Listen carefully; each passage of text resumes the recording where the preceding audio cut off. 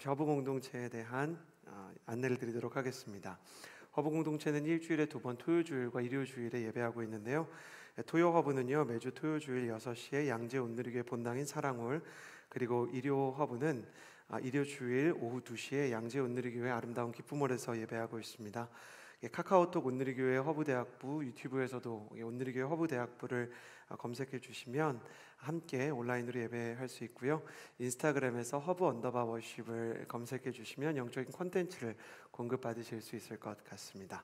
가슴에 손을 얹고 스스로를 축복하는 것으로 말씀을 나눠보고자 합니다. 저를 따라해 주시겠어요? 하나님은 나를 사랑하십니다. 나는 그 사랑을 신뢰합니다. 나는 그 사랑을 신뢰합니다. 이 시간 말씀 앞에 나의 내일을 맡깁니다. 이 시간 말씀 앞에 나의 내일을 맡깁니다. 나는 절대로 이전과 같지 않을 것입니다. 나는 절대로 이전과 같지 않을 것입니다. 아멘. 농업을 너무 사랑하는 청년이 온누리교회 청년부에 있어요. 제가 아는 청년인데, 이 청년은 농업을 열심히 연구해서 아프리카나 개발도상국 중에 식량 문제를 겪고 있는 국가에 가고자 하는 비전을 가지고 있어요. 그래서 식량난을 고쳐주는 선교사로, 새로운 농업 기술을 그 나라에 뿌리내리는 선교사로 쓰임받고 싶어하는 친구였죠. 이 친구에게 농사를 공부하면서 무려 박사학위까지, 그리고 굉장히 중요한 연구들을 하면서 여기까지 왔는데, 농사를 연구할 때 가장 은혜가 되었던 순간이 언제였냐라는 질문에 그는 이렇게 답을 했습니다. 목사님, 토양이 비옥하지 않아도, 심지어 땅이 없어도 수경재배를 통해서라도 작물이 자랄 수 있습니다. 그런데 땅이 없어도 살 수 있는 식물이 물이 없으면 죽습니다. 그런데 목사님, 좀 이상하지 않으세요? 비가 오지 않는 많은 날들이 있잖아요. 사람도 한 3일 물 못 먹으면 생명의 위협을 느끼듯이 식물도 수분을 섭취 못하면 죽는데 3일 동안 비 안 오는 날은 굉장히 많잖아요. 그러니까 어떻게 이 식물이 오랫동안 버틸 수 있을까 알아봤더니 이슬 때문이었다고 합니다. 기온차에 따라서 공기 중에 담겨있던 수분이 땅속으로 스며들어오게 되는 것이죠. 그래서 목사님 한번 해보세요. 또 저는 시키는 걸 잘합니다. 아침에 흙 만져보면 약간 축축합니다. 무슨 느낌인지 아시죠? 비가 안 왔는데 어디 저기 숲속 같은 데 가서 흙을 만져보면 비가 꽤 오지 않았는데도 불구하고 축축해요. 그 수분이, 그 이슬이 식물을 살게 하는 것, 그것이 자신에게는 굉장히 큰 은혜가 되었다고 합니다. 왜냐하면 보이는 비는 내리지 않지만 보이지 않는 비가 하나님의 섭리에 의해 내리고 있다는 것을 발견했기 때문이다 라고 얘기하는 것이죠. 성경도 보이지 않는 빗줄기 이슬에 대해서 언급할 때가 있습니다. 시편 110편 3절에 이런 말씀이 있어요. 최성민 목사님이 되게 좋아했던 말씀인데, 주의 권능의 날에 주의 백성이 거룩한 옷을 입고 즐거이 헌신하니, 뭐 같은 새벽 이슬 같은 주의 청년들이 주께 나온도다. 사랑하는 청년 여러분, 많은 사람이 더 이상 청년 세대의 부흥이 없다라고 얘기합니다. 예수 그리스도를 믿는 청년들은 늘어나지 않고, 청년들은 교회 안에서 너무 나약하기 때문에 복음을 전할 수 없다라고 얘기합니다. 선교 한국을 통해서 선교했던 하나님의 역사도 축소될 것이라고 많은 학자들이 이야기합니다. 다음 세대 교회와 선교와 비전의 명맥은 이미 끊어져서 사막과 같이 황폐화될 것이라고 얘기합니다. 그런데 주님께서 기대를 걸고 있는 비가 내리지 않는 때 대지를 적시는 생명의 이슬이 있는데, 그 생명의 이슬, 새벽 이슬이 누구냐면 청년이라고 말하는 것입니다. 하나님께서는 저와 여러분, 이 시대의 청년들을 하나님께서 사랑하시는 보이지 않는 빗줄기 새벽 이슬로 부르신 줄을 믿습니다. 나는 메마른 광야와 같은 한국 교회와 다음 세대 크리스천들에게 여러분이 보이지 않는 하나님의 빗줄기가 되고 새벽 이슬과 같은 청년이 되기를 주님의 이름으로 축복합니다. 그래서 여러분 정말 이 소망을 가지고 함께 아멘했으면 좋겠는데, 저와 여러분이 가는 곳에서 복음이 전해지는 생명의 역사가 일어날 것을 믿습니다. 저와 여러분이 가는 곳에서 이미 예수님을 믿었던 사람들은 더 예수님을 뜨겁게 사랑하는 영적인 사랑의 순도와 온도가 높아지는 영적 부흥이 일어날 줄을 믿습니다. 허브는 부흥의 허브가 될 것이고, 우리가 함께 예배드리는 순간이 우리의 일생을 지지해 줄 것이고, 내가 불신 가정에서 태어났다 하더라도, 믿음의 가정에서 자랐어도 상처를 경험했다 할지라도 그 어떤 우리의 환경과 우리의 가문의 역사와 상관없이 우리를 통해 하나님께서는 새 일을, 새벽 이슬과 같은 주의 생명의 역사를 일으키실 줄을 믿습니다. 우리를 통해 역사하실 하나님을 기대하십시오. 오늘 김승수 목사님의 그 인사말을 좀 빌려오고 싶은데, 옆 사람에게 이렇게 인사해 주시겠어요? 하나님께서 당신을 통해 놀라운 일을 행하실 것입니다. 하나님께서 당신을 통해 놀라운 일을 행하실 것입니다. 김승수 목사님의 그 말씀을 들으면서 제가 오면서 야, 이 축복은 정말 맞다, 그런 생각이 들었어요. 그렇다면 우리가 어떻게 주님께서 쓰실 만한 부흥의 재료요, 부흥의 통로요, 부흥의 불씨요, 생명과 선교와 비전의 씨앗이 될 수 있을까? 오늘 성경은 성령을 따라 행하고 성령의 열매를 맺어야 한다라고 이야기합니다. 말씀을 통해 두 가지 메시지만 여러분과 나누고 싶습니다. 16절에서 18절까지의 말씀입니다. 16절에서 18절 우리 함께 읽어볼까요? 시작. 내가 또 말합니다. 여러분은 성령을 따라 행하십시오. 그러면 결코 육체의 욕망을 채우려고 하지 않게 될 것입니다. 육체의 욕망은 성령을 거스르고 성령의 욕망은 육체를 거스릅니다. 이 둘은 서로 상반되기 때문에 여러분이 원하는 것들을 할 수 없게 합니다. 그러나 만일 여러분이 성령의 인도를 받는다면 여러분은 율법 아래 있지 않습니다. 자, 첫 번째로 여러분과 나누고 싶은 메시지는 이것입니다. 두 손을 가슴에 얹고 저를 따라해 주시겠어요? 영적인 갈등을 기뻐하십시오. 영적인 갈등을 기뻐하십시오. 16절을 보면 성령을 따라 행하십시오. 성령을 따라 행하면 육체의 욕망 때문에 무너지거나 육체의 욕망 때문에 쓰러지지 않게 될 것입니다 라고 얘기합니다. 그러면서 육체의 욕망과 육체의 일이 무엇인가 19절에서 21절에 15가지 육신의 일에 대해 기록하고 있는데, 이런 것들이에요. 음행, 성적으로 뭔가 기준과 질서가 없는 것이죠. 생명을 경시하고 하나님의 질서를 이렇게 벗어나고 혼전이든 혼후든 순결을 지키지 않고 그래도 상관없다고 이야기하는 음행들, 더러움들, 그리고 방종, 이제 막 나태하고 그리고 중독되고 자신이 자신의 삶을 통제하는 고삐를 잃어버린 마음, 우상 숭배, 나의 욕망을 어떤 신격화하는, 내 욕심을 정말 섬기는. 그래서 우리가 하나님을 섬기면서도 우상처럼 섬기는 방법이 있는데, 하나님이 내 소원을 들어줄 때만 하나님이라고 생각하는 거죠. 하나님이 나를 섬겨주고 내가 원하는 걸 들어줘야만 하나님이다 라고 이야기하는 내 욕망의 신격화, 우상 숭배, 그리고 마술, 일확천금을 노리고 말도 안 되는 그 하나님께서 원하시지 않는, 변화는 없지만 행운이 떨어지길 바라는, 마치 시험을 보는데 25개 문제를 공부 하나도 안 하고 다 찍어도 하나님께서 다 맞게 해주실 수 있다, 뭐 이런 식의 마음을 가지고 있는 마술, 사람들을 미워하는 원수 맺음, 다툼, 시기, 분노, 이기심, 분열, 분파, 질투, 그리고 술 취함, 방탕과 같은 것들, 이런 것들이 육신의 열매라고 이야기합니다. 일일이 열거할 것 없이 우리가 생각할 때 우리 자신의 인생 가운데 미움이라든지 음란이라든지 교만이나 거짓이나 일확천금을 노리는 수많은 욕망과 같은 문제가 우리 안에 있을 때가 있다는 것, 굳이 설명하지 않아도 우리 자신이 잘 알고 있습니다. 제가 예전에 고대 근처 안암에 살았어요. 안암에는 여러분 그 약간 이름도 그 특이한 시장 골목이 하나 있는데 닭발 골목이라는 곳이 있었어요. 그때는 그러니까 닭발을 이렇게 파는 집들이 수십 곳이 있는 거예요. 그리고 고대 학생들이 거기에서 이제 그때 코로나가 없던 시대니까 막 술 많이 마시고, 그리고 이제 거기 와서 이렇게 노는 건데, 제가 이제 월세가 엄청 싸길래 방이 깨끗하고 따뜻한 물도 잘 나오는데 여기 왜 이렇게 쌀까? 그리고 들어갔다가 알게 됐어요. 그러니까 너무너무 시끄러운 거예요. 정말 새벽 2시, 3시에도 그 막 고대 응원가 부르고 뭐 연고전이 있는 때면 정신이 없고, 저는 막 그 새벽 기도를 나가서 설교를 해야 되는데 밑에서 막 소리 지르고 우린 친구고 막 각 과에 막 슬로건을 외치고 막 난리가 난 거예요. 혹시 고대 다니시는 분들, 사랑하고 축복합니다. 근데 정말 그랬어요. 근데 도저히 못 참겠는 거예요. 그래서 제가 약간 이렇게 욱하는 게 있거든요. 약간 다혈질이 있어서 내려서 지금 시간이 몇 시인데 뭐 민족 고대인지 해방 고대인지 알 바 아닌데 사람들이 상식 있고 개념이 있고 배려가 있고 이웃에 대한 존중이 있어야지. 이만큼 장전하고 내려왔는데 내려오자마자 충격적인 일이 일어났어요. 저를 보자마자 이서진 전도사님 아니세요? 술 취한 사람 중에 한 명이 우리 지체였던 거예요. 그 지체의 그 믿음, 술 취했지만 이서진 전도사님은 나를 환대해 줄 거라는 믿음, 내가 지금 엉망진창으로 살고 있지만 나를 축복하고 환영해 줄 거라는 믿음, 그도 이서진 전도사님 아니세요? 라고 묻고 그도 앞불사 라고 말을 삼키고, 저는 더 당황해서 뭐라고 했는지 아세요? 10여 명이 있는 그의 친구들을 새벽까지 정말 열정이 많으시네요.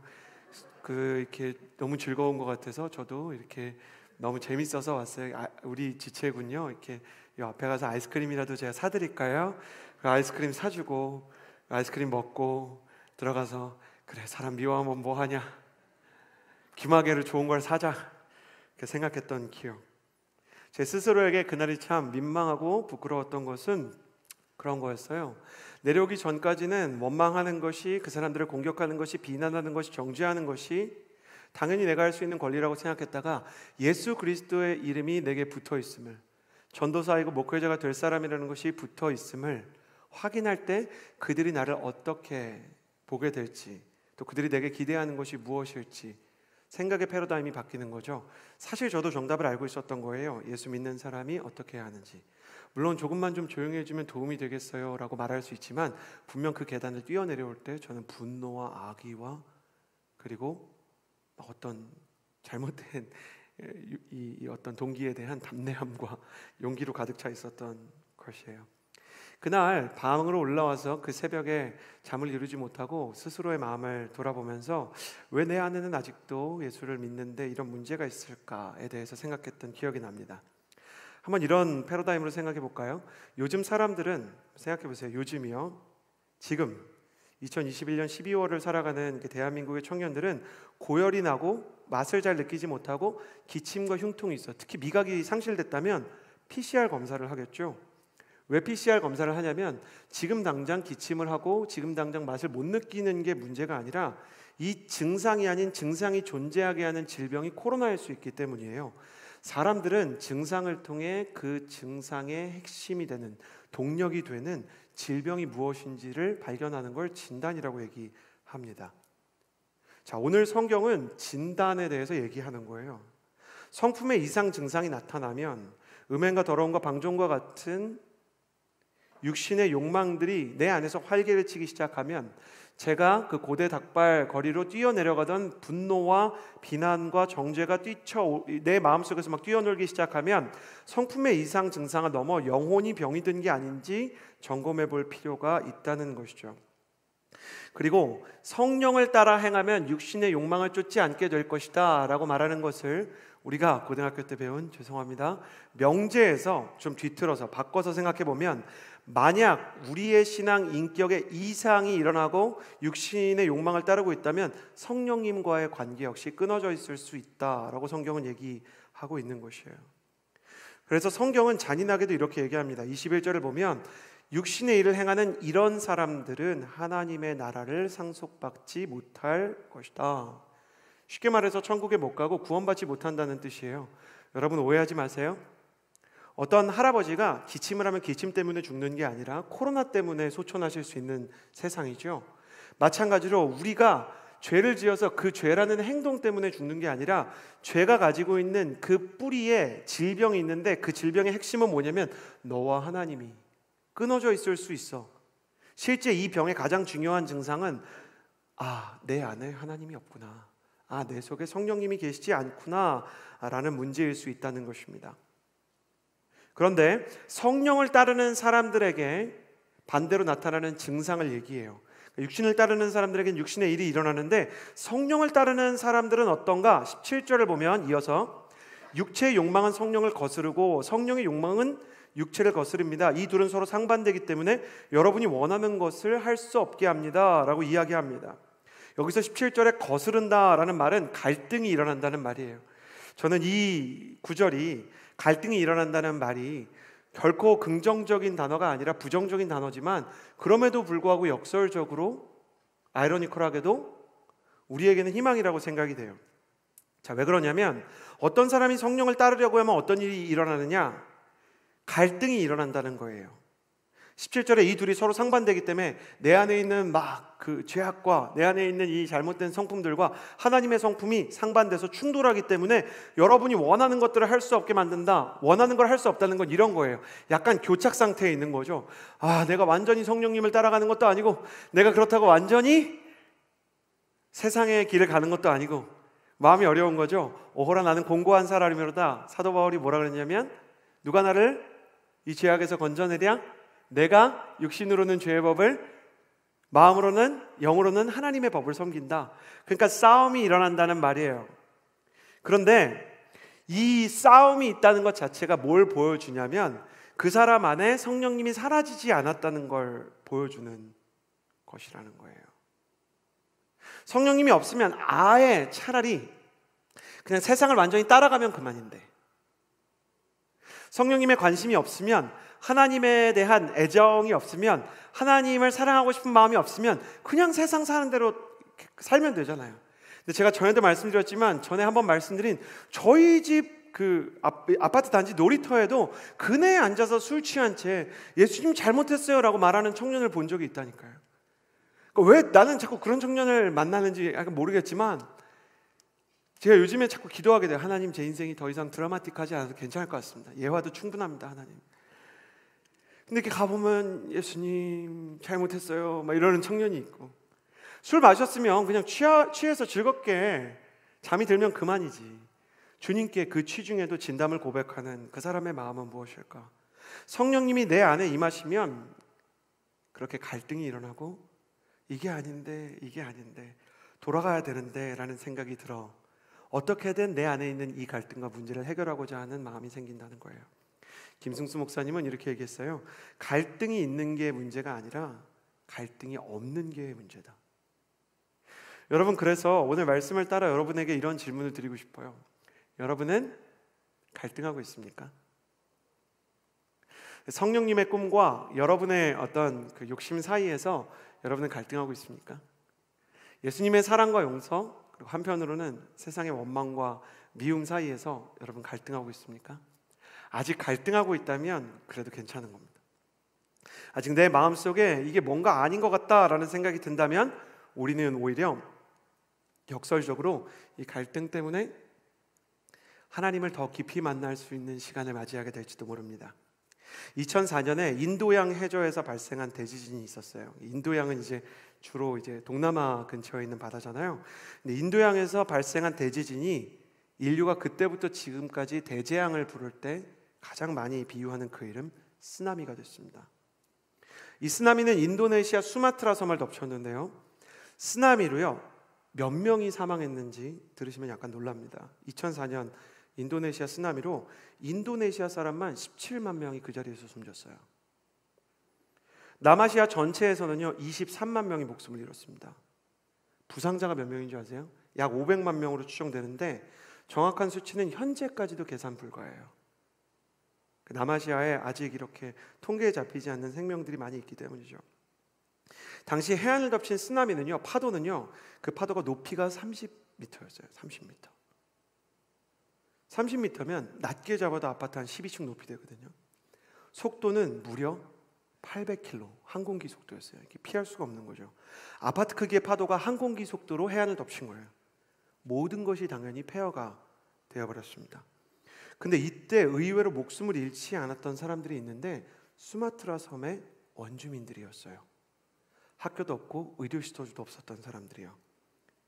원주민들에게는 기상장비도 없고 과학에 대한 기초적인 지식도 없었는데 다만 이 사람들은 평소에 비해서 너무나도 달랐던 구름과 바람의 흐름, 그리고 결정적으로 동물들의 대피가 산 위로 이어지는 것을 보고 대재앙을 본능적으로 느껴 고지대로 대피한 것이었습니다. 똑같은 섬에서, 수마트라라는 그 인도네시아의 섬에서 똑같은 바다를 보고 있었고 어쩌면 똑같이 동물들이 대피하는 것을 볼 수 있었을지도 모르지만 쓰나미를 피한 것은 수마트라 섬에 놀러 왔던 부유했던 사람들이나 선진국에서 사업이나 학문을 위해 왔던 지식인들 혹은 경영인들이 아니라 항상 약하고 그 문명인들보다 무지했기 때문에 재앙에 대해 긴장하고 자연에 대해 관찰했던 원시적 주민들이었던 것입니다. 그들은 부족하고 무지할지언정 자연에 대한 경외와 생명에 대한 두려움을 잃지 않고 살아가는 사람들이었기 때문입니다. 더 약하기 때문에 더 많이 준비되는 사람들이 있습니다. 더 모르기 때문에 더 많이 깨어있는 사람들이 있습니다. 약하기 때문에 준비할 수밖에 없는, 모르기 때문에 더 많이 배우려고 하고 들으려고 하는 사람이 있다는 것이죠. 사랑하는 여러분, 초대교회가 어떻게 그렇게 하나님 앞에서 또 세상 앞에서 부흥과 영적인 승리를 경험할 수 있었을까요? 초대교회 크리스천들은 로마의 정권과 로마 군인들의 군사력에 비해 너무나도 연약한 사람들이었기 때문에 오직 주님의 권능과 주님의 계획과 주님의 전략을 전적으로 신뢰할 수밖에 없었습니다. 그리고 헬라의 지식인들과 유대의 제사장들에 비해 지적인 수준에서 훨씬 더 배운 게 없고 어리석었기 때문에 오직 성령님의 지혜에 전적으로 의지하는 사람들이었습니다. 더 약하기 때문에 더 많이 준비되기 원하는 하나님의 사람들이 있습니다. 더 모르기 때문에, 더 무지하기 때문에 더 많이 깨어있기를 원하는 하나님의 영적인 사람들이 있는 것입니다. 26절에서는 헛된 영광을 구해 서로 노엽게 하거나 질투하지 않도록 합시다. 어떤 사람이 정말 우상 속에 육신의 일 속에 있으면 26절 말씀이 정말 팩트 폭행을 하는데, 세상과 육신에 속해 있는 사람은 항상 다른 사람을 보면서 분노하거나 질투한다. 분노와 질투가 핵심이 아니라 다른 사람들을 보면서 비교의식과 열등감에 시달리고 세상과 항상 키재기를 한다는 거예요. 그런데 24절에서 뭐라 그러냐면, 세상에 비해서 네가 열등할 수도 있고 모자랄 수도 있고 부족할 수도 있지만 만약 당신이 성령으로 살기 원한다면 성령을 따라서 행해야 된다. 주님을 따라가야 된다라고 말하는 거예요. 무슨 얘기냐면 정말 너무 연약하기 때문에 성령님 따르기 원합니다 라고 고백하는 것이죠. 제가 이렇게 좋아하는 찬양 인도자 중에 그 음악 공부를 하지 않은 분이 계세요. 그런데 찬양팀을 하게 된 거죠. 찬양팀을 하는데 그때 이제 함께하는 청년부의 그 팀원들이 음악적으로 되게 탁월했어요. 그래서 퍼스트, 세컨을 치는 분도, 이렇게 건반을 치는 분들도 그렇고, 뭐 일렉 베이스 치는 분도, 드럼 치는 분도 다 전공자에, 심지어 우리가 이름만 대면 알만한 가수들과 콘서트를 같이 하는 분들이었어요. 네, 보컬들도 막 실용음악에서 보컬 전공한 사람이 많던 그런 팀에 이제 인도자신 거예요. 근데 자기 자신을 볼 때 이 팀에서 그 목사님만 음악 공부를 안 했어요. 이 팀에서 그 목사님만 실력이 부족해요. 그래서 그분이 노트에 뭐라고 썼냐면, 주님, 저는 음악을 배운 적이 없습니다. 주님, 저는 제대로 된 레슨을 배울 시간도 이제는 부족합니다. 목회도 해야 되니까. 그래서 뭐라고 얘기하셨냐면, 그렇기 때문에 성령님께서 나의 음악 선생님이 되어주시고, 제가 찬양을 인도할 때 성령께서 다윗과 같이 악신을 몰아내주시지 않으면 제가 이곳에 서 있는 이유를 발견할 수 없을 것입니다. 주께서 나의 스승이 되시고 주께서 나의 의지할 바위가 되어 주옵소서. 그렇게 찬양 인도를 했는데 그 노트의 기도 제목이 이루어진 것 같아요. 지금은 이제 다른 교회 가셨지만 제가 너무 좋아하는 원유경 목사님 이야기입니다. 그렇습니다. 우리가 약할 때 오직 십자가만 바라보는 믿음이 오히려 강해질 수 있습니다. 우리가 약할 때 오직 성령님만 의지하는 믿음이 더 충만해질 수 있습니다. 우리 마음속에 갈등이 있을 때 우리는 그 갈등, 육신의 소욕과 성령의 소욕의 충돌을 통해 뭘 배우냐면, 내 안에 정말 하나님이 없구나. 육신의 소욕과 성령의 소욕의 갈등, 하나님의 마음과 세상의 그 가치관이 충돌하는 그 자리에서 나는 왜 이다지도 연약한가? 또 분노에, 또 우울에, 또 침체에 무릎을 꿇다니, 내 품을 또 음란에 내어주다니, 내 시간을 또 거짓에 허비하다니 라는 생각이 들 때 눈물 흘리는 여러분을 주께서는 오히려 사랑하시고 기뻐하실 것입니다. 왜냐하면 죽은 자는 통증을 느끼지 못하고 진짜 세상의 사람은 갈등을 느끼지 못하기 때문입니다. 그러므로 진심으로 사랑하는 허브의 우리 모든 예배자 여러분, 나는 여러분이 영적인 갈등 속에서 도리어 살아있음을 느끼게 되기를 바랍니다. 아, 내가 아직 살아있네. 내가 아직 죽지 않고 내가 아직 주님과 함께 동행하는 감각을 잃지 않고 있네. 주님, 제가 아직 아픔이 있어요. 제가 아직 영적으로 통증을 느끼고 있어요. 그렇게 고백해서 주님께서 오히려 약할 때 강함 되심을 깨닫게 해주시는 때를 만났으면 좋겠습니다. 여러분이 받으신 그 책갈피가 있는데, 특별히 지금 온라인으로 접속해 계시는 분들, 허브에 와야 되는데 이 자리를 채워주셔야 되는데, 함께 예배했지만 이 코로나 사태에서 허브의 빈자리의 주인공들이 되어버린, 너무나 오랫동안 교회를 떠난 분들을 위해 허브니까요 라는 초청을 준비했습니다. 제가 책갈피를 읽어볼게요. 팬데믹이 우리의 일상이 되고 자연스럽게 마스크를 씁니다. 바코드와 QR코드를 꺼내는 것도 이제는 제법 익숙해졌습니다. 하지만 딱 한 가지는 익숙해지지 않는데, 그건 바로 당신의 빈자리입니다. 여전히 함께하던 그때가 그립습니다. 우리는 서로 사랑하기도 했고 때로는 싸우기도 했지만 예배 하나로 다시 뭉치던 그때가 나는 여전히 선명합니다. 다시 함께 같은 노래를 부르고 다시 함께 부르짖으며 당신과 함께 예배하고 싶습니다. 우리는 모두 허브니까요. 여러분, 이거 같이 읽는 동안 혹시 생각난 친구 있으세요? 그 친구가 여기 있었으면 참 좋았을 텐데. 저희가 연락하지는 않을 건데 여기 QR코드를 찍으면 그 친구에 대한 사연을 나눌 수 있고 또 그 친구를 이렇게 초청하기 원하는 마음을 나눌 수 있거든요. 그래서 여러분이 좀 이거 작성해서 써주시면 저희가 그 친구한테 연락하지는 않고 기도할게요. 그리고 여러분 작정하고 한번 기간을 더 보세요.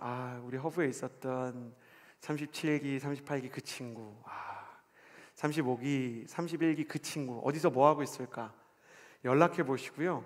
그 친구를 크리스마스 기간에 한번 초청해 보면 좋을 것 같아요. 저희 드라마 팀이 열심히 그 연극 준비를 해서 정말 이렇게 은혜가 있는 그 메시지를 전하려고 하고 있거든요.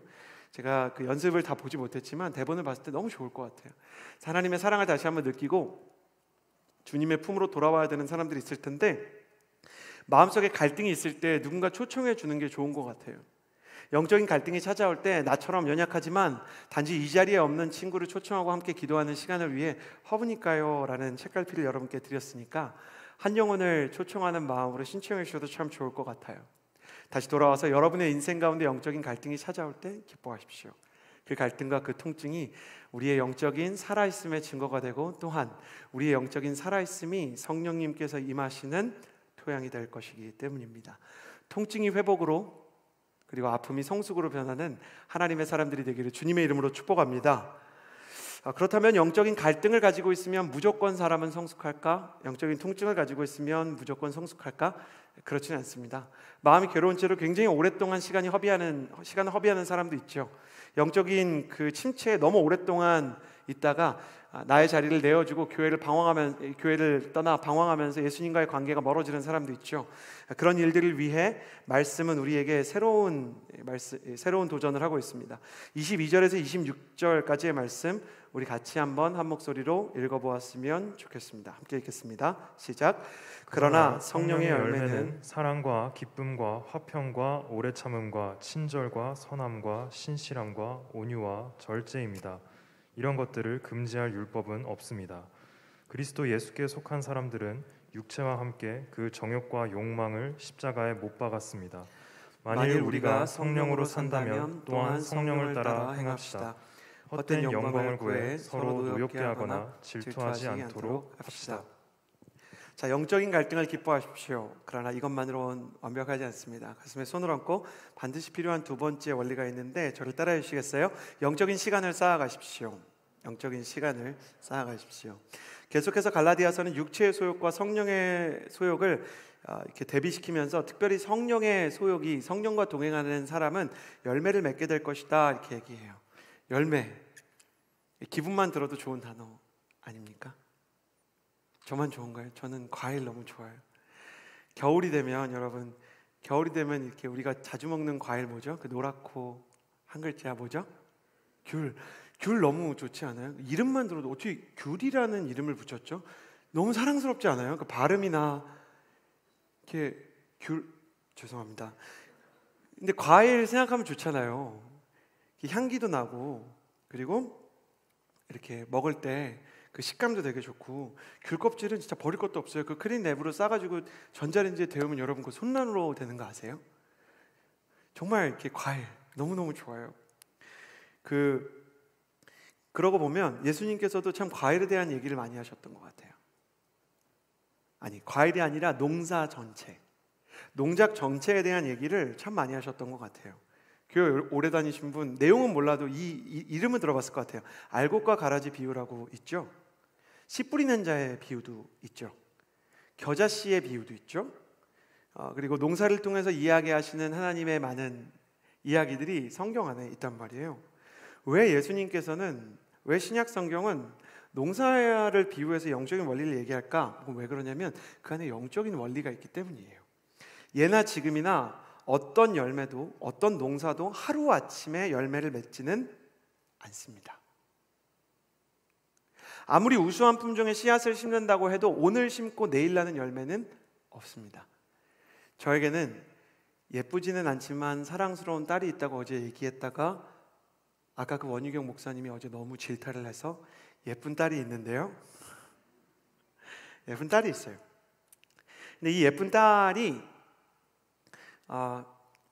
이렇게 그 어린이집에서 이제 막 교육을 받다가 하루는 이제 씨앗을 갖고 온 거예요. 화분도 같이 가져왔는데 강낭콩 씨앗이었어요. 그래서 그것을 이렇게 심으면은 이제 나는 거죠. 근데 심었는데 안 나는 거예요. 그러니까 제 딸 연희가 정말 낙심했습니다. 이 씨앗은 가짜야, 아빠. 심었는데 안 나.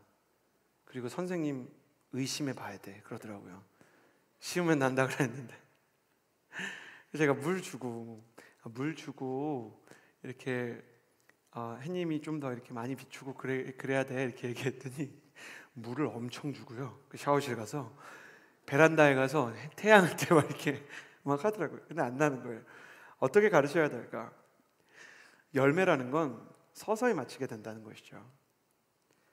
딸아이가 그것을 심고 이제는 그것에 대한 분노와 그것에 대한 낙심이 다 지워질 무렵 오히려 씨앗은 싹을 틔웠습니다. 열매가 언제나 그렇듯이 시간의 흐름에 의해 서서히 맺히게 되는 것이죠. 아빠, 이 씨앗도 가짜가 아니었고 선생님도 진짜 얘기를 해준 거야, 이렇게 신나 하더라고요. 자, 성령의 열매를 보세요. 성령의 은사라는 건 방언이라든지 병고침처럼 순간적으로 일어나는 거예요. 그러니까 성령의 은사라는 건 정말 spiritual power. 그래서 어떤 사람이 정말 병이 났고 막 방언을 하고 이런 거죠. 근데 성령의 열매는 다 뭐냐면 캐릭터, 인격이란 말이에요. 사랑, 기쁨, 화평, 오래 참음, 친절, 선함, 신실함, 온유, 절제. 너무 당연한 얘기지만 좋은 쪽으로든 나쁜 쪽으로든 인격 형성이라는 건 예수님을 안 믿는 사람조차 알고 있는 건데 시간이 걸린다는 거예요. 시간이. 근데 저는 연이랑 똑같은 수준이었던 것 같아요. 항상 제가 연이 보면서 나랑 똑같다 생각하지만 저 역시 대학부 시절 때 여러분처럼 기도하면서 또 목회자 고대 닭발거리로 뛰쳐 내려갔던 그 시간에 저도 이렇게 기도했어요. 혈기가 없었으면 좋겠어요, 하나님. 더 이상 하나님, 제가 분노해서 제 주변 사람들이 무서워하지 않았으면 좋겠고, 저 진짜 예수님의 성품을 담고 싶어요. 여기 보니까 오래 참음도 있고 온유도 있고 절제도 있는데 하나님 온유하게 해주세요. 그렇게 기도하면서 뭐라고 했냐면, 지금 당장 온유하게 해주세요. 내일부터 온유, 혈기 뽑아주세요. 막 잘라주세요. 그래서 기도하는 단어도 되게 극단적이었어요. 수술해주세요, 도련해주세요, 막 이런 거 있잖아요. 주로 잘라주세요. 저는 그렇게 기도하는 것 자체가 온유하지 않다는 걸 몰랐던 것 같아요. 연이랑 다를 게 뭐겠어요? 온유 주세요, 당장 주세요. 사랑하는 마음 당장 주세요. 용서하게 해주세요, 지금 right now 주세요. 요즘엔 연이가 저를 위해서 기도해 줍니다. 우리 아빠가 예수님 똑바로 믿게 해달래요. 무슨 의미인가 고민하고 있습니다. 성령의 성품은, 예수님의 성품은 오랜 시간에 걸쳐서 만들어집니다. 그러니까 영적인 갈등 속에 있는 것만으로 완성되는 게 아니라 시간이 필요한 거예요. 사랑하는 사람이 되는 데는 시간이 필요하고 온유한 사람이 되는 데도 시간이 필요한 거예요. 여러분이 지금 여러분 안에 충분한 사랑이 없고 지금 당장 내 마음이 온유하지 않다 그래서 너무 낙심할 필요가 없습니다. 우리의 인생은 다른 사람들과 아까 비교의식 속에 산다 그랬잖아요. 세상 사람들은 크리스천의 삶은 어때야 되냐면 세상 모두가 경주를 할 때 완주를 향해 나아가는 인생이어야 해요. 빨리 가지 못해도 우리가 제대로 가고 있다면 괜찮은 거예요. 그럼 제대로 간다는 건 뭘까? 시간이 많이 흐르면 그냥 열매가 맺히나? 그렇지는 않아요. 절대로 그렇지는 않아요. 시간이 흐른다고 해서 그 자체로 열매가 맺히는 건 절대로 아니에요. 그렇다면 어른들은 다 어른스러워야죠. 성령의 열매를 맺으려면 간단한 건데 성령님과 함께하는 시간이어야 돼요. 그러니까 시간이 필요하고 시간이 흘러야 성령님을 예수님을 닮는데 예수님 닮고 싶으면 예수님과 함께 시간을 보내야 하고 성령님 닮고 싶으면 성령님과 시간을 보내야 하는 거예요.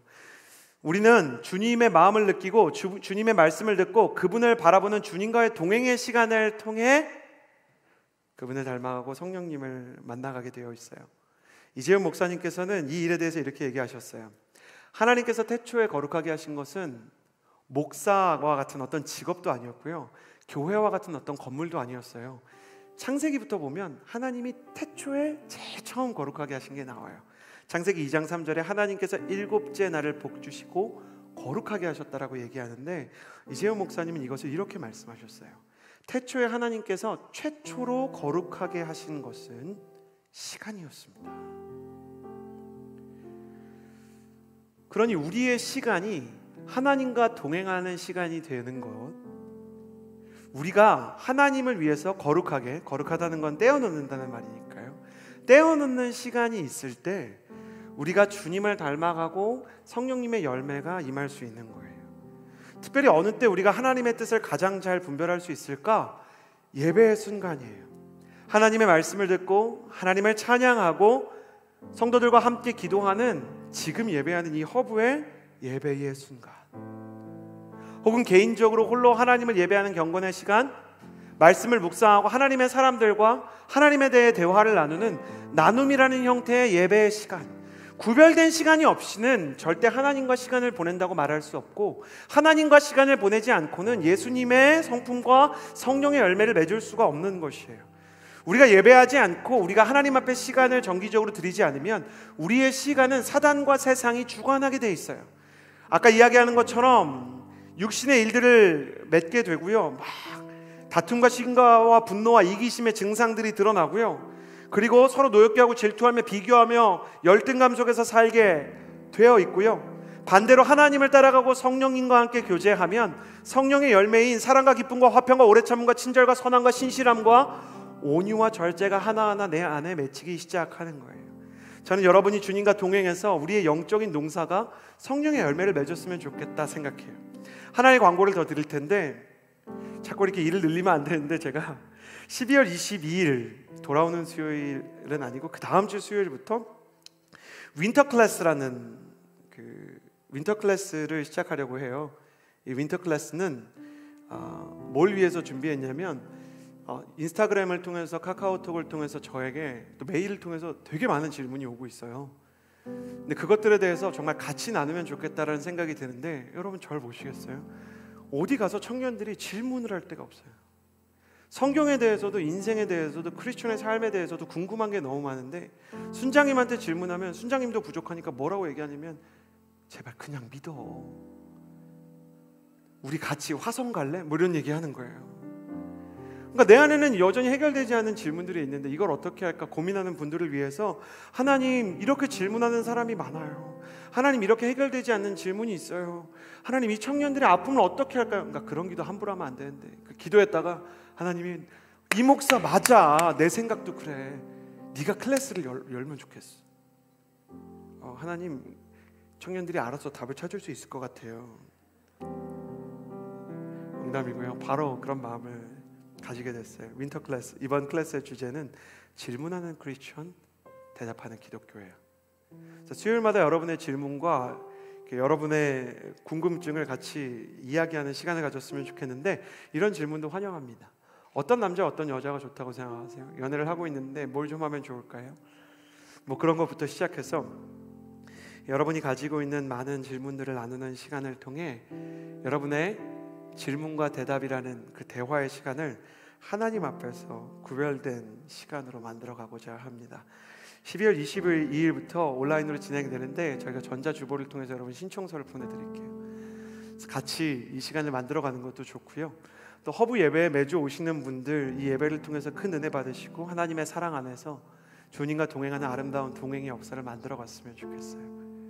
이처럼 여러분의 모든 시간이 주님과 동행하는 여정이 되어 지난주에 나눈 것처럼 사랑하는 사람과 가는 길이 가장 빠른 길이니 여러분을 가장 사랑하는 주님과 함께 동행하는 여정 이어가셨으면 좋겠습니다. 말씀을 정리합니다. 영적인 갈등을 기뻐하십시오. 갈등 속에 주님을 의지하는 믿음이 생기고 우리 자신에 대한 절망이 오직 유일하신 예수 그리스도를 향한 소망과 연결되어 있습니다. 또 영적인 시간을 쌓아가십시오. 주님 앞에 드린 예배와 구별된 영적 시간이 여러분의 인생에 성령의 열매를 남길 것입니다. 함께 기도하겠습니다. 우리 첫 번째로 기도할 것은 하나님, 내 안에 해결되지 않는 갈등이 있어요. 내 안에 해결되지 않는 육신의 일들이 있어요.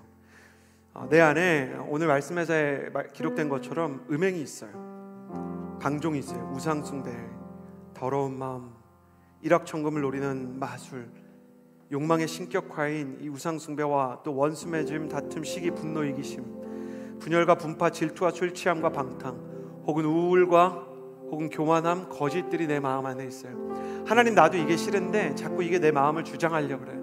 하나님, 나는 이 기침을 하는 환자처럼 뭔가 고장나 있어요. 그리고 오늘 말씀에 따르면 그것은 내가 주님과 멀어져 있기 때문일 것 같아요.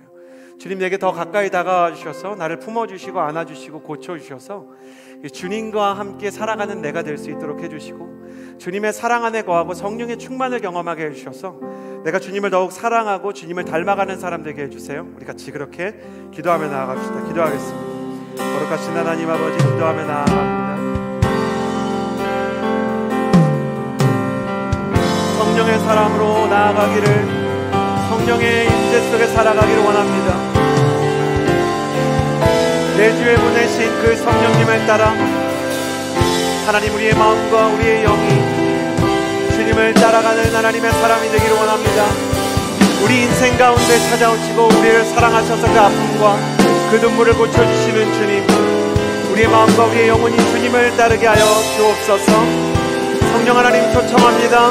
거룩하신 하나님 아버지 초청합니다. 성령의 사람이 되게 하여 주옵소서. 성령의 임재를 경험하는 사람이 되게 하여 주옵소서. 성령님과 함께 꿈꾸고 춤추고 뛰는 사람이 되게 하여 주옵소서. 주의 거룩한 기름 부음을 따라 하나님, 우리 각 사람이 주와 함께 동행하는 하나님의 사람이 되게 하여 주옵소서. 신실하신 하나님 아버지, 주와 함께 나의 인생의 동행의 여정을 써내려가는 사람이 되게 하여 주옵소서.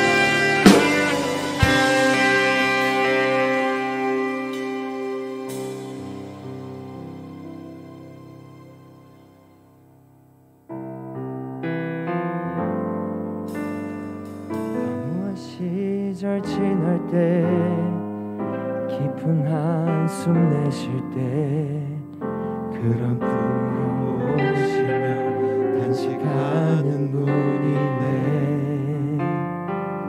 고와 같이 너희를 버려두지 않으리. 내가 너희와 영원히 함께하리라. 허무한 시절 지날 때,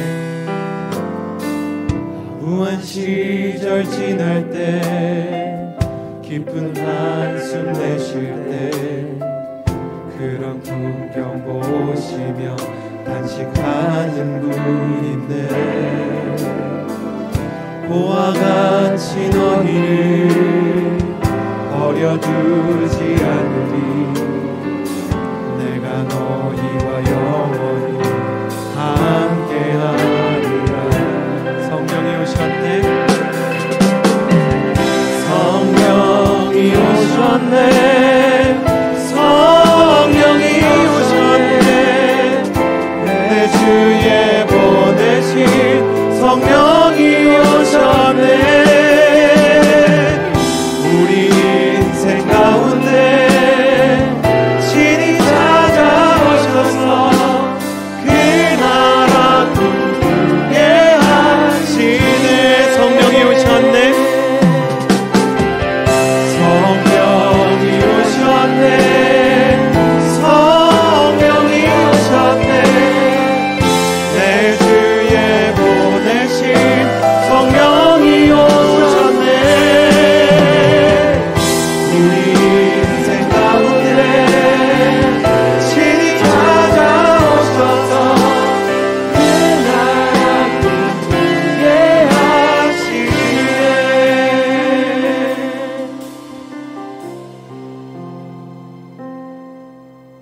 성령의 열매를 다시 한번 하나씩 읽어드리면 사랑과 기쁨과 화평과 오래 참음과 친절과 선함과 신실함과 온유와 절제. 여러분에게는 어떠한 열매가 필요한가요? 여러분, 사랑의 열매, 기쁨의 열매, 화평의 열매, 여러분에게 필요한 것을 구하십시오. 또 오래 참음과 친절과 선함과 신실함과 온유 절제를 하나님 앞에 구하며 나아갈 때 하나님, 내게는 필요한 열매가 있습니다.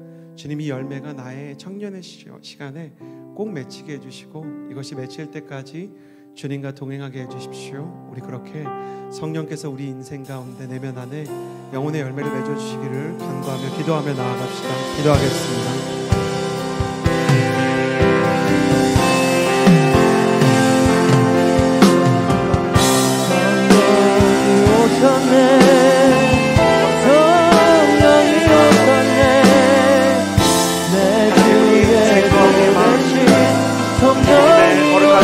따라가는 역사가 일어나게 하여 주옵소서.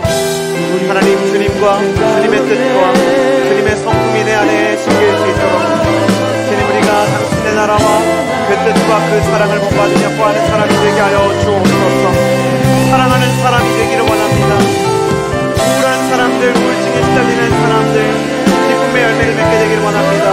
관계에 갈등이 있는 사람들에게는 화평과 평화와 기쁨의 열매를 하나님 허락하여 주옵소서.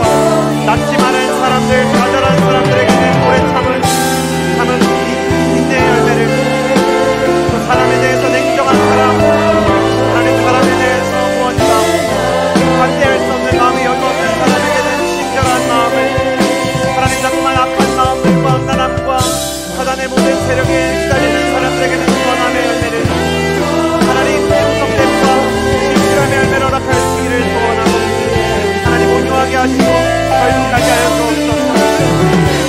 모든이 주님께서 위한 사람 한 사람을 향해 가지고 계신 뜻과 하나님 아버지의 사랑과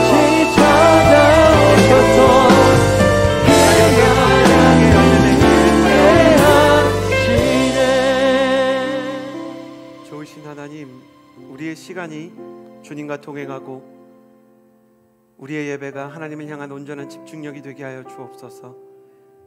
주께서 우리의 시간 안에 당신의 사랑을 부으시고 심으신 그 사랑의 씨앗과 복음의 씨앗이 성령의 열매를 맺게 될 때까지 우리가 낙심하지 않게 되기를 원합니다. 우리와 함께하여 주옵소서. 예수님의 이름으로 기도드렸습니다. 아멘. 허브는 어제 사랑의 나눔을 했지만 또 사랑의 나눔을 다음 주와 그 다음 주에 많은 청년부가 하게 됩니다. 이번에 대학 청년부는 13개의 지역에 1000가구를 사랑의 나눔으로 섬기게 돼서 겨울 양식을 드리게 되는데요. 독거노인과 차상위 계층을 위해서 이 나누는 사랑의 나눔을 위한 비전 헌금이 오늘 있습니다. 준비된 영상을 함께 보도록 하겠습니다.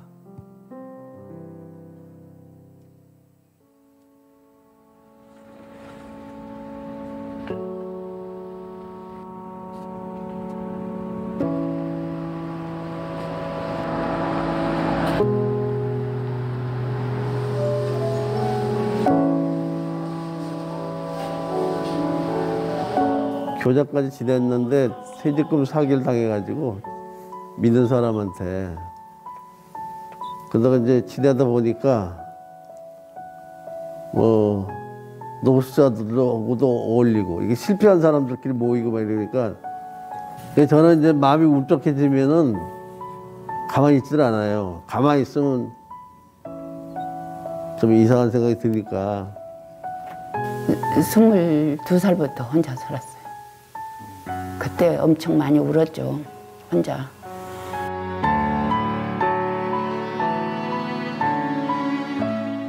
혼자 집에 있으면 우울증이 더 도지고 막 적막감상이잖아요. 대답 한마디 해줄 사람이 있나, 누구하고 웃을 사람이 있나.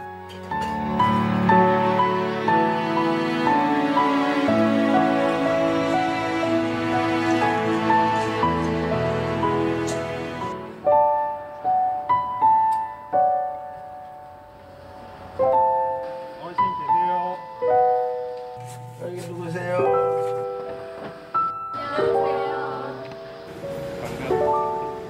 맨 첫 번째까지 예수님이 태어나신 날이니까 무대 바쁘게 하려고. 뭐 저희도 지금 코로나 때문에 많이 힘들고 있는데 더 고립돼 계시는 걸 보니까 조금 마음이 아프고 저희가 좀 더 도와드려야 되는데 그래서 오히려 저희를 더 반갑게 맞아주시고 되게 기쁘게 인사해 주셔서 저희도 되게 마음이 따뜻해지는 것 같았고 뭔가 청년의 때에 이렇게 정말 사회에 나와서 어려우신 분들을 직접 이렇게 돕는다는 것이 굉장히 저한테도 뜻깊고 되게 뭔가 감사한 기회였던 것 같아요. 네. 우리는 지금 코로나 팬데믹과 싸우고 있습니다. 그러나 이 팬데믹보다 더 무서운 팬데믹은 외로움이라는 팬데믹입니다. 수많은 사람들이 공동체의 돌봄을 받지 못하고 따뜻한 가족과 친구의 사랑을 받지 못하고 외로움 속에 죽어가고 있습니다. 그들이 거리로 내몰리고 고통 속에 신음하고 있습니다. 우리 대학 청년들이 그분들을 찾아 나선 것은 주님께서 기뻐하시는 일이라 생각합니다. 처녀 가구에 소외되고 어려운 이웃들을 찾아 주님의 사랑을 전하는 이 사랑의 나눔 사역을 통해 주님의 임재가 이 세상 속에 흘러가게 될 줄로 믿습니다. 이 일에 함께 기도와 헌금으로 참여해 주시고 또 직접 헌신하여 사랑을 전하는 우리 대학 청년들에게도 주님의 크신 은혜가 함께 하시기를 바랍니다. 감사합니다.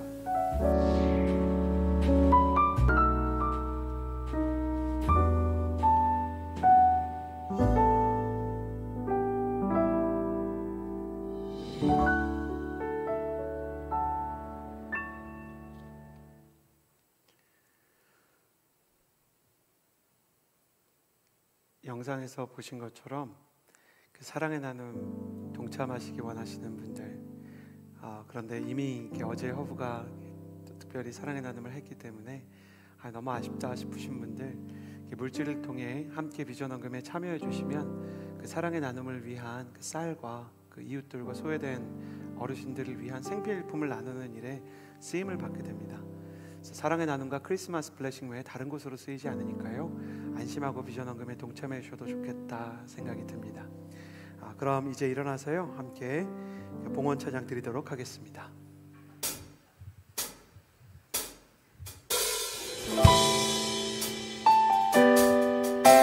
부흥의 불길 타오르게 하소서.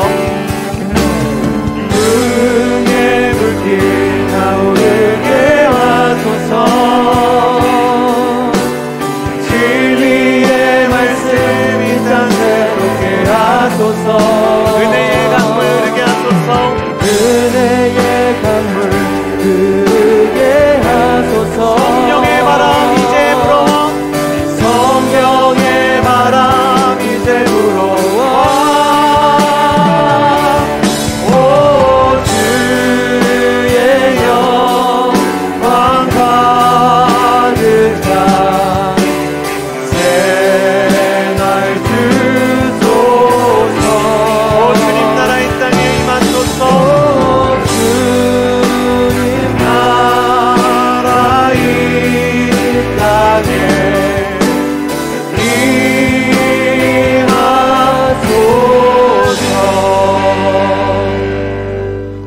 이제는 우리 구주 예수 그리스도의 그 크신 사랑과 하나님 아버지의 측량할 수 없는 사랑하심과 성령님의 교통하시고 열매 맺게 하심이 주님의 성품을, 주님의 뜻과 주님의 힘을 담기 원하는 주의 모든 청년들과 이미 주님을 따라 사시는 선교사님들, 주님의 손길이 필요한 환우들 머리 위에 이제로부터 영원토록 함께하여 주시기를 간절히 축원하옵나이다. 아멘.